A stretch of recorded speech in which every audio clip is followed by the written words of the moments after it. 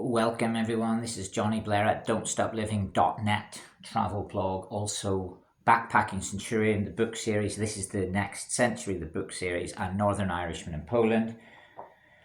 Blogging Loyal, Glory Days Loyal.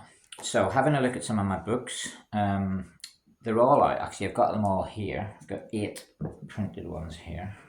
Some there. I'll just go through, do like a reading from each one. This is volume 3 of Backpacking Centurion, which was the completion of 100 countries. It was some type of dream that became a reality and became easy. And this is called Taints and Honours.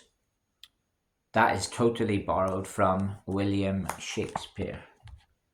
Yeah. Taints, bad things, negativities, blemishes, mistakes, mishaps, etc. Honours, loves, amazing things, pride, winning. Those are honours. So Taints and Honours is the third volume. And that at the time did complete the Backpacking Centurion series or trilogy. I later did add a 4th volume when I realised the black dark stuff hadn't been included.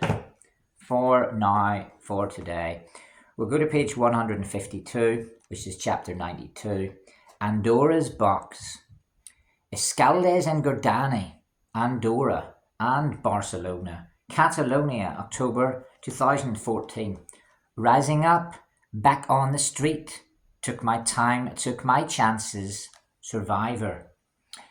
On arrival back on European soil in October 2014, I finally visited 2 new parts of my home continent, Andorra and Catalonia. Having flown into Barcelona from New York City, I headed straight on a bus to Andorra, and I was completely inspired here. I just loved the fresh air, the peace, and the safety aspect of the streets of Escaldes and Gordani. Escaldes and Gordani was a town I hadn't heard much about, but it was my base in Andorra, and I loved it. The fresh air was particularly memorable. Maybe I'd shaken the ghost of China's smoggy skies in a gradual way. The firefight in El Salvador had been and gone, and now I was embracing a freshwater spa in Andorra. It felt I was getting some kind of luxury health kick after 3 months backpacking at rough in the Americas. Andorra is a principality, but I count it as a country, of course. And when I checked my list of countries I had visited, I realised that Andorra was number 100 on a mock list I made on a piece of paper. However, this list included a few places that are not really recognised countries to some, so I knocked my count back down to 92 for now, but still found time for a small celebration. I'd included the likes of Antarctica, Guernsey and Nagorno-Karabakh on the 100 country list. I wasn't cheating, of course, because as a nationalist and separatist, I have a longer list of real countries than most people do. Although I love the thrill of a new country, I also didn't want to be ticking off countries to prove that I was a backpacking centurion. I needed to earn it and to prove it. On my final night in Escaldes and Gordani, I treated myself to a night in the spa complex, Caldea. Caldea is the largest spa centre in southern Europe, and it's a truly magnificent place. I told the staff my story about the 100 countries on the way in, and they kindly gave me an access all areas pass for 10% of the normal price. I was going to write about this place for sure. It was the most relaxed and refreshed I had felt for a long time in my journey.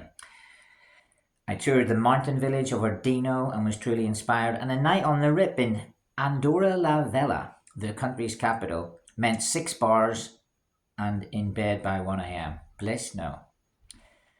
But small countries are best salvaged in a 4-day visit than prolonged, so after my brilliant few days in Andorra, I headed back across the border into Spain and the region of Catalonia. By way of a Facebook message, I had set up a long, overdue and unexpected reunion with cousin Paul Scott.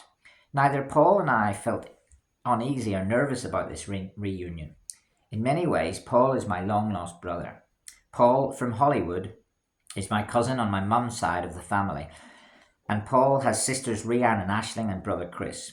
Chris was born in 1980 like myself, so I had seen Chris a lot more often the last few years, including meetings in Singapore, the Kong and in London in the previous decade. Rhiann, Aisling and Paul, though, I hadn't seen any of them for years. I knew that Paul lived in Barcelona, though.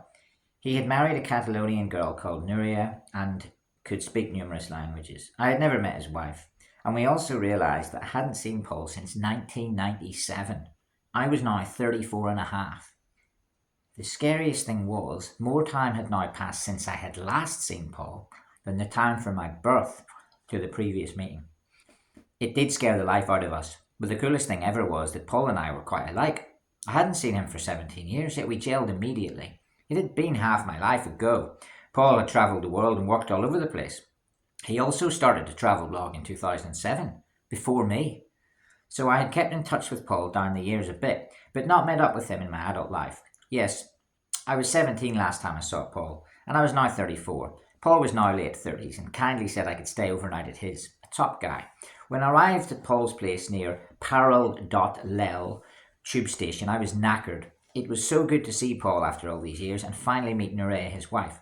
They welcomed me with open arms and have a really nice apartment in Barcelona. It was such a kind welcome. There were no bad feelings. The weird thing is, our own families had disagreements over the years, but I never fell out of love with any of my cousins. In fact, I would say I loved my cousins and kept better connections than most of my family did. As I later proved, I attended cousin Matty Blair's wedding in Ballymena in 2015 and got back in touch with Gary and Claire McCulloch, although I was in Botswana the day they got married, as you do. I also organised a surprise cousins and uncles night out in Belfast on a recent trip back home. My Uncle Jack and Dad Joe were both in attendance. On this Catalonian night, I headed out with Paul on our own, that should be, two of us, for a catch-up in a local bar. I had my first ever Catalan beer, and Paul had a gin and tonic. Back at Paul's, we all grabbed an afternoon's sleep. I really needed this. Before Paul announced we were having a barbecue that night, and he had invited friends round. It was a memorable time. By 11 p.m, we had all decided we should go out for a drink and headed to a bar around the corner. It was such a come down from my time in South and Central America, and I realised what I was getting here. Family, love and hospitality. Paul and Nura were treating me, and I had a bed and their friends were my friends. My bags were safe here. The edginess I had in America had gone. I admired Paul so much after this night. Paul knew I was heading to a hostel the day after. In fact, I was doing a review for them. But I lay on Paul's sofa and procrastinated looking at a map. It was hilarious. Paul said to me, "Jonny, what is the address of your hostel?" I checked my email and it said it was between Montjuic and Las Ramblas. Paul was like, "That's here." And there it was. My hostel was about 12 doors down from Paul.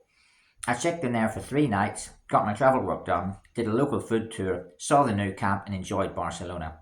Cousin Paul had been an inspiration and it was nice to be back in Europe this time. The chapter ends. Thanks for listening, everyone.